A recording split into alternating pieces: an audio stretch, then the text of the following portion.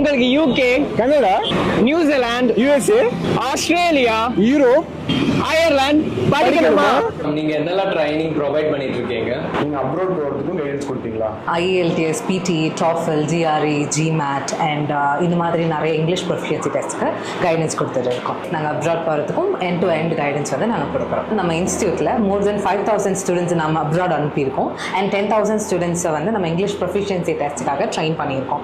So நம்ம வந்துட்டு college அட்மிஷனில் start பண்ணி அவங்களுக்கு அக்காமடேஷன்லேருந்து ஒரு வேலை அங்கே அவங்க ஒர்க் பண்ணி PR வாங்குறதா இருந்தால் PR கிடைக்கிற மட்டும் நம்ம வந்துட்டு அதுக்கு ஹெல்ப் பண்ணுறோம். நல்லா சொல்லி தருவாங்க. எவ்வளோ தடவை கேட்டாலும் திருப்பி திருப்பி சொல்லி தருவாங்க. எனக்கு ரொம்ப கம்ஃபர்டபுளாக இருந்துச்சு இங்கே வந்து படிக்கிறதுக்கு.